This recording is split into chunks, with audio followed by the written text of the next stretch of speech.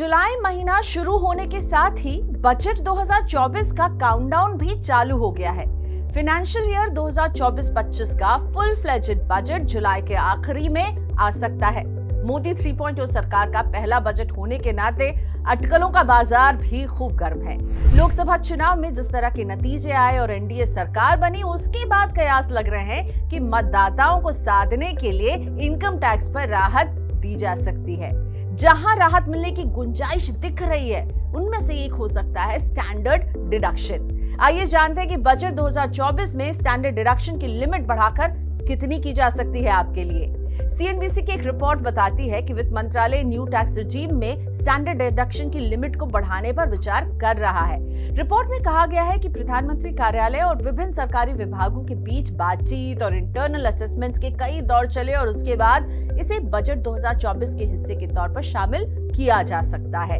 एक और रिपोर्ट के हवाले से पता चल रहा है कि tax and consultancy firm EY ने यह सुझाव दिया है कि न्यू टैक्स रिजीम में स्टैंडर्ड डिडक्शन की लिमिट को डबल कर दी जाए, यानी अभी है 50,000 और अब सीधे से 1 लाख रुपए कर देना चाहिए।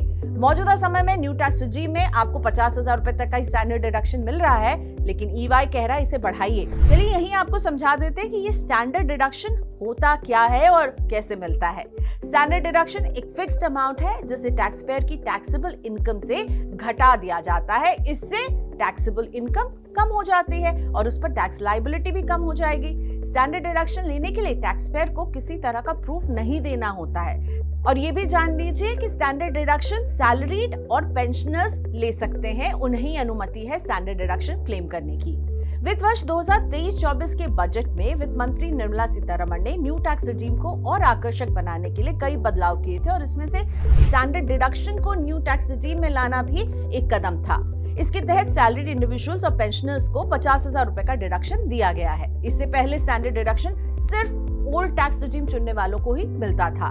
विशेषज्ञों का कहना है कि मौजूदा आर्थिक स्थितियों में जहां महंगाई आसमान पर है, स्टैंडर्ड डिडक्शन की 50,000 रुपए की लिमिट काफी नहीं है और यही वजह है कि अटकलें लगाई जा रही हैं कि सरकार मौजूदा खर्चों और महंगाई दर के साथ तालमेल बैठाने के लिए स्टैंडर्ड डिडक्शन की लिमिट को बढ़ाकर 1 लाख रुपए तक करने पर विचार कर सकती है।